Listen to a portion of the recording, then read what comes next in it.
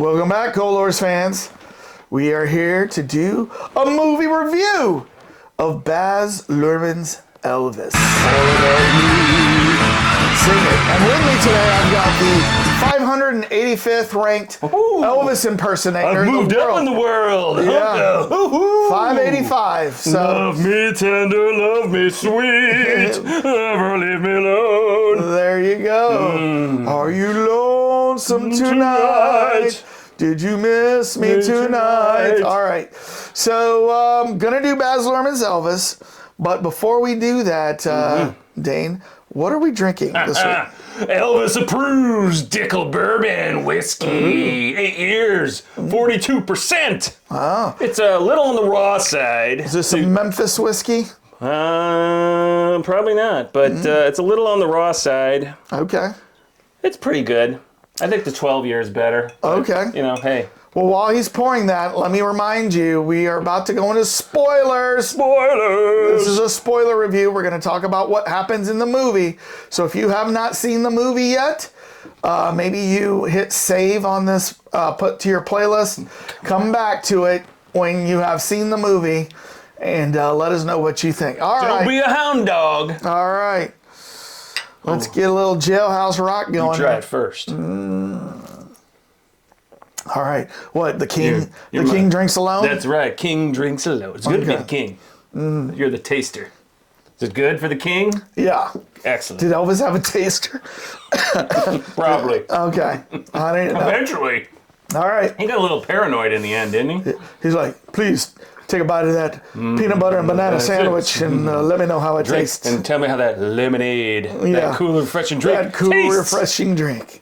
All right. So, Dane, this movie, directed by Baz Luhrmann, if you remember, he did Moulin Rouge. Yep. He did Romeo and Juliet. And both of those movies were movies that were very stylistic. Yeah. So I was kind of expecting the same, and guess what? Baz Luhrmann did not disappoint. Very stylistic, this It's like movie. his mind of comic book art blew up and took over the movie. And he's then filming merged. a dream, a vivid dream or something. But also in this movie, he wrote the screenplay with two other screenwriters, Sam Bromell, Craig Pierce, and then the main stars are Tom Hanks as Colonel Tom Parker, Austin Butler, Shannara Boy, the Elvis is playing Elvis, right? Went straight from Elvis to Elvis. Olivia DeJonge, which I wonder if that's like the shrimp Dijon when I go eat at Hugo Frog's house. In either case, a tasty dish. A very tasty dish. She played Priscilla. So, and I'm assuming Priscilla had a lot of input on the back end. She consulted, I'm sure. I'm sure the credit was in there somewhere. I don't know where, but so I do have. This is how I want to start off this this review. I'm going to question you. What did you think about this movie, starting off and going through the whole movie? As Tom Hanks playing Colonel Tom Parker, being the narrator and the main character of this movie, not Elvis. First off, Tom Parker abused me, used me for everything, and then spit me out in the end. Although he didn't want to spit me out. He wanted me to keep going. Yeah. So, I thought it was a very interesting take. You came into this thinking Elvis is going to be the main character, and then all of a sudden they had basically the villain be the main character. Right. And I was... on Tom Park, the way Tom Hanks portrayed him, because there was a little too much like, I'm the heavy guy talking like, this is very interesting. Almost like he was going into a weird German accent at some time. Well, the guy was Dutch. Was he Dutch? Yeah, don't you remember? They found his records that he was really Dutch and he wasn't a soldier for the United States Army. That was all like stolen valor, basically. But he was Dutch. Okay, I remember them saying that, but I didn't pick up. It seemed like Tom was doing like a weird version of his accent and stuff. And basically, he said, "Excuse me, sir, I'll let you in on a little family secret, but my grandmother was Dutch." Well, to tell a family secret, my grandmother was Dutch. Get on that hand car and take it down at the end of that line. Just trying to help you out. Get. So what? Yeah. But I thought it was interesting. I mean, I guess the point of it is that they realized they had boxed themselves into a corner. I mean, Elvis can't obviously be the main character if he's half in the bag or knocked out or drunk or, so they had to have an observer. He can be the narrator still. But there was a lot of stuff where it was I know.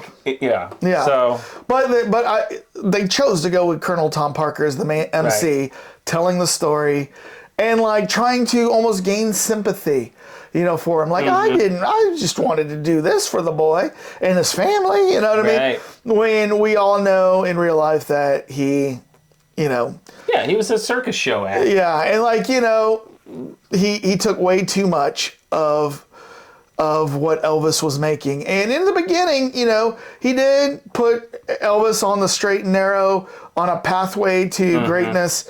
And he did do a lot, but he was a big merchandising guy. Oh, way too much though. Yeah. I liked how at one point Elvis's mom goes, "Wait, this button says I hate Elvis." I know. He's like, "Well, somebody's gonna make it. Why not let it be us?" I might as well buy it. Yeah, I hate Elvis. I love Elvis. Yeah. So equal opportunity merchandiser, but yeah, I mean and he was one of the early guys. I'm sure Lucas picked something up from him, but the interesting thing was Lucas. Lucas with merchandising for Star Wars. Oh, George Lucas. Yes, okay. George Lucas.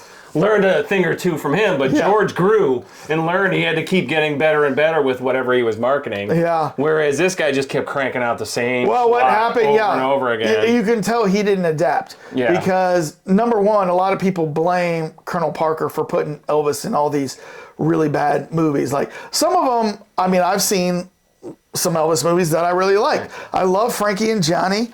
I've seen like Viva Las Vegas and stuff. Blue Hawaii. But like there are a lot of Elvis movies that were throwaway, formulaic, not that great of movies, right? And so a lot of people got tired of seeing these Elvis movies. So when Elvis is doing that comeback special, he hires these other directors that worked with the Rolling Stones, right? They worked with other people. Because he didn't want any air blown up his skirt. He didn't. He knew. He didn't. Well, he didn't. Colonel Tom Parker wanted this to be a Christmas special. Right. And he's like, if you look at the times right now, we've had Martin Luther King Jr. assassinated. Robert Kennedy was assassinated. He goes, this isn't the time to have a Christmas special. And he wanted to have something more him, more kind of to his roots. So he had these guys producing under the nose of Colonel Tom Parker. And Colonel Tom Parker, Tom Hanks, doesn't even realize it. He's like, all right, we got to sing, here comes Santa Claus, right? And he's got the studio execs in there thinking he's going to sing this. And the whole time they're not going to do that. You know what I mean? They set the whole setup. They even had that one big crescendo in the end, the song took all that time. I forget what it was called. Famous song, actually. Famous song that he wrote that week. He wrote that to honor Dr. Martin Luther King. Yeah, it's Something I Dream. Yeah. It's got something about dream it's a great song. And so he wrote that. I didn't know that. He wrote that week and then put it up, and then Colonel Parker had no idea. Nobody knew it except obviously the producers. But all the Santa Claus and reindeer and the elf, they were all on the side, ready to film their Christmas number. And Elvis is like, nope, put up Elvis. Yep. So that was clever. So Colonel Parker, he's out of touch. Now, what did you think about the all of the musical performances throughout? And Austin Butler. Well, I mean, Austin singing. Butler did such an outstanding job. I mean, we said that, he was previously in the Elfstones of Shannara fantasy thing, playing an half elf. Yeah. And for him to go into this role and so, what's the word? Imbibe it? No. Embody it. Yeah. It was amazing. I mean, he did an amazing job. Obviously, one of our faithful viewers told us that he sang all his own songs. Yeah. But I think I also read that he sang the songs over some Elvis kind of AI stuff, so it kind of blended in the voices or whatever. Well, I don't know. It was very seamless. Yeah, it was. It was very. And in fact, there was so many scenes, especially concert or where he was going to a concert, where I don't know if Baz Luhrmann was really getting real Elvis footage or not. It definitely looked like it, but then he was playing with the graininess of the Austin Butler footage. So you weren't ever really sure until the very end of the movie, was that Elvis actually performing or not? It was. When he was at the piano. And that was Elvis, yeah. But then and I'm sure that's why he did that. But all throughout the movie, he would take real Elvis clips And the way he manipulated it, he would show some of the clips, but he would never show Elvis's face. And then if they would show Elvis's face, he would cut to Austin Butler. Right. But the real footage before that would be real footage of Elvis. Now, with yours truly. But going back to the music scenes, I loved it when he went to Beale Street and, met up with B.B. King, which, there was some talk. I mean, I went and read a lot of stuff like how true was this? And apparently the BB, some people don't think that the B.B. King relationship was that strong. Yet B.B. King in his autobiography and B.B. King's wife all swear that they had a really great relationship. Where there was some kind of artistic license is you see like Big Mama Thornton on Beale Street, like looking at Elvis, smiling at Elvis, singing her Hound Dog. Elvis is watching, this. Right. He goes in and listens a Little Richer, sing Tutti Frutti. Right. So I don't know he there that night, or did he just hear about it? Or I don't know if that is so much true or right. not. And then who was the guy in the honky tonk that was a big thing that showed up early on? Yeah, because at first I thought little. Who was that? Because it was like Howlin' something, or was it somebody famous? No, well, it was something like Jack something or whatever. But I kept bringing him up, but then I was like, I don't know where that ended up going. But that was Hank Snow. Hank Snow. That was his name because I was thinking Hank Williams a little bit. Oh, I don't mean that guy. Oh, you didn't? Okay. No, that's the performer from the side show. I mean, when Elvis was really little. And he went to the honky tonk and he saw the twerking going on. Oh yeah, there was a guitarist in there. Oh, that was that guy. Because they showed him multiple times, and the thing I thought was really interesting with this is that they did a great job of showing or demonstrating how Elvis's musicality came about. Right. With soul. Right. Blues. Right. Picking up other things and merging them all together. And there's a great interview with an African-American author named Nelson George. He's written a bunch of books on soul music and Miles Davis. I think he's a Miles Davis biographer, James Brown. But he did research for Baz Luhrmann for this movie. Baz Luhrmann employed him to go out, research Elvis. So he went all across the country looking for people, and he especially wanted to know black people that knew Elvis, from the time that he was a teenager, a young boy. And he found a lot of people that knew Elvis, and he would say, so what were your impressions of Elvis? And everybody would say, he was just this little weird white boy that was just fascinated by, gospel music. Right.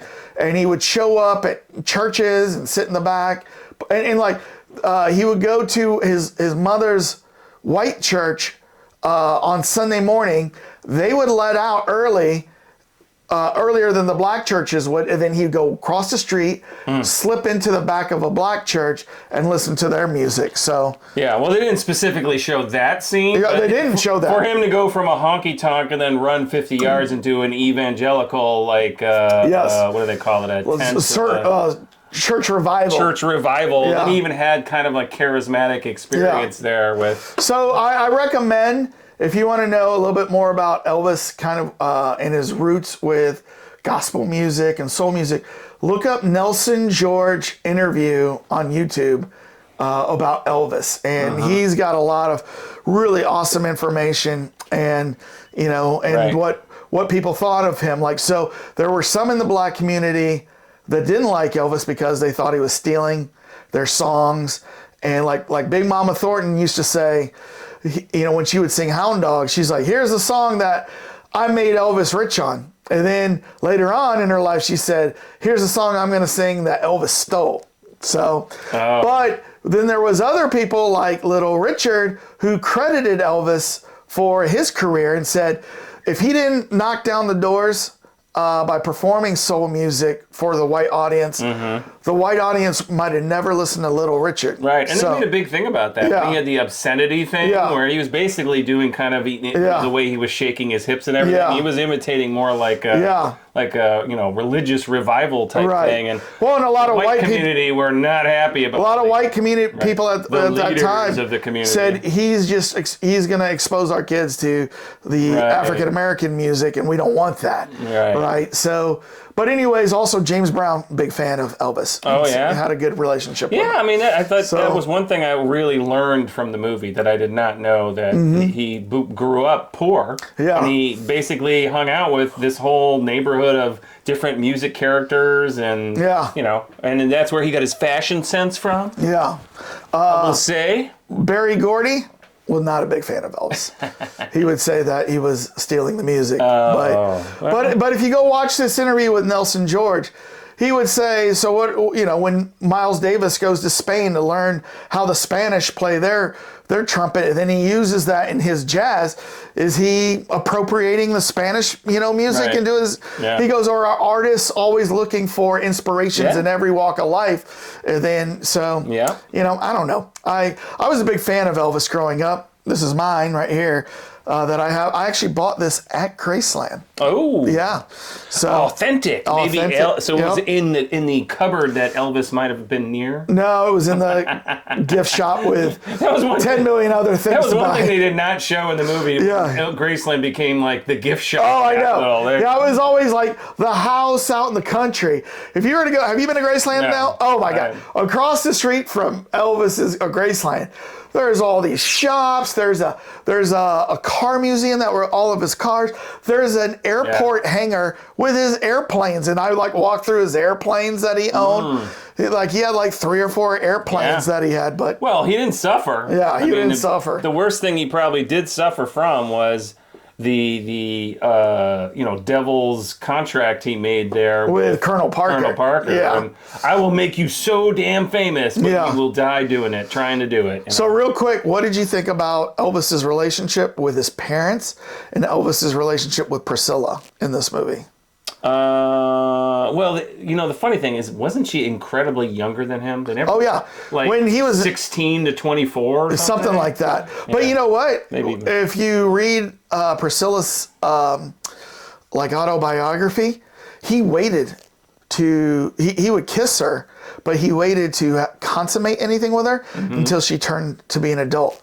And he asked her to stay true, yet he went out and kind of partied around. Oh yeah. But he didn't do anything with Priscilla until she was of age. Well, was it because legally you can't down there? No, I don't know. No. If it was what the rules were back then. I think something about her parents didn't really like it, but they kind of made a deal and said, you can see our daughter if you keep her honest until she's an adult. Right. And so he agreed to that. But they glossed over the entire thing. Yeah. And in fact, you brought it up, and it just occurred to me, the movie never addressed how the two of them got together. Yeah. She was just there all of a sudden. Well, so her dad was in the military in Germany. Oh, that's right. And then he went to Germany, and then he met her on base, and then started seeing her. Right, but it was almost like she was the secretary on base or something. I don't know, but you're right. That was just very quick, and they showed her parents, though. Not her parents. And then with his parents, I didn't know that. I mean, the whole impetus was that, of course, Dad was a bit of a slime bag. Got put in, was it for check passing or something? You know what? Really, I mean, a slime bag. They were poor, and he passed a bad check. Yeah. Is that a slime bag? I don't think it is. I mean, depends on your viewpoint. Right. If you're a law-abiding citizen, you are a slime bag. Yeah. You broke the law. Right. But it was a check for $14. So back then that was probably $400. No, it wasn't $400. Maybe about 50? Maybe $50, but still. Inflation. Yeah, but I didn't realize. You knew there was a complicated relationship with the mom from. Well, yes, I've always known he's had this relationship with his mom. Right. What I didn't realize is that his dad was still alive. And I almost thought his dad was out of the picture. Right. I didn't know he was the businessman. In title only, really, but Well, he was basically like Viserys from House of the Dragon. Yeah, he was the peacemaker, but keep the money flowing. So it was just an interesting thing, but overall, Dane, Elvis, yes. Did you like this movie? Yeah, I thought it was definitely entertaining. There was Baz Luhrmann definitely put his stamp all over the movie. Yeah. I thought they brought out a lot of like specific Elvis parts that, like I said, I learned something. I didn't know a lot of the things that had come into this. I knew I was going to learn stuff. And he did a great job with setting up the historical context of things. I mean, there wasn't any big, huge jumps where you're like, what? I don't understand what happened here. All right. So, yeah, I thought it was a well-made movie. And definitely, if you like anything of Elvis and you want to learn something about it, you're going to go want to see this. Well, I tell you what, we're about to do the Cult Lords ratings to show you how we rated this movie. But before we do that, Dane, I always like to share the Rotten Tomatoes ratings, okay? Share those Rotten Tomatoes. For Baz Luhrmann's Elvis, the critics... Tell me, give it to me now. Give it to you straight. Give it to me straight. The critics I don't gave want it... any suspicious minds. The critics gave it a 77%. A 77! The year Elvis died, 77. And then the audience score... 94%. And you knew the audience was going to love this. I knew this is how it was going to be.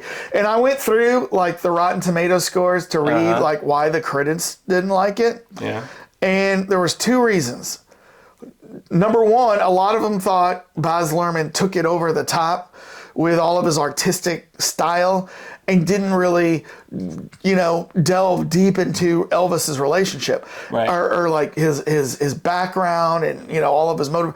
And I'm thinking, for such a complicated guy, how do you show that in 2 hours? Yeah, I mean, each one of his life phases could have been a 2 hour movie. 2 hour movie. Childhood. Yes. Teenage year. I mean, every one of those was different. Everything, could have been. And then the end years, right? Right.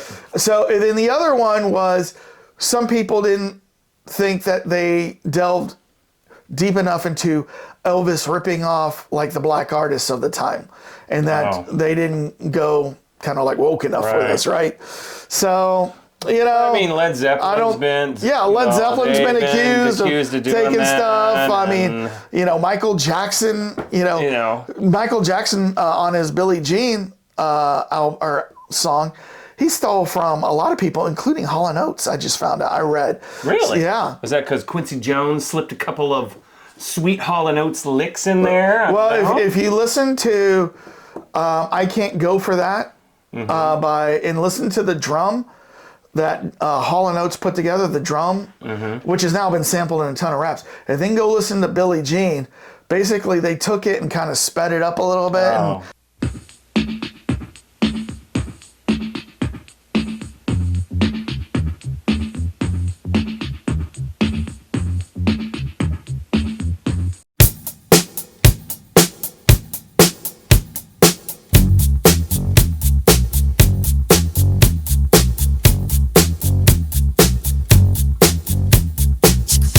And they... Right. But I mean, again, to what you were getting at, everyone does it. Everybody is influenced by everybody. I mean, I can understand the point if Elvis never said, hey, I did all this on my own. I never met B.B. King. I wasn't friends with Little Richard. Right. I'm completely a self-made man. None of this. But he never did that. He always said he didn't write like 90% of his songs. And he was torn up when Martin Luther King got killed and wrote a song like kind of to honor the whole I Have a Dream type of scenario. So So that was the criticisms by the critics who didn't like it. So, but I liked it. But let's do the Cult Lords ratings. The much more important than the Rotten Tomatoes score. So, on the count of three, we shall reveal. One. Oh, you want to sing it, Elvis? 1, 2, 3.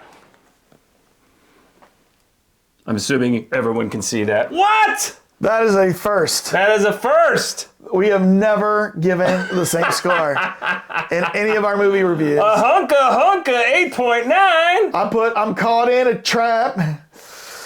That is amazing. Oh my gosh, yeah. Because I thought for sure there's no way we were going to be that close. Yeah. Well, what did you think? I was going to be higher or lower? I thought you were going to be higher. Okay. I thought you were going to be up in the... I thought you were going to be lower for some reason. Well, even after I was talking this the whole time? Well, no. I thought you were going to like maybe originally. So 8.9, that's... Makes it easy. That's our score. That's a little bit lower than the audience score, but definitely higher than the critics score. So why did you do 8.9? So I thought, like, does this, in my mind, deserve a 9 or above, right? Serious conversation here. And I do want to see this again at some point. I really do.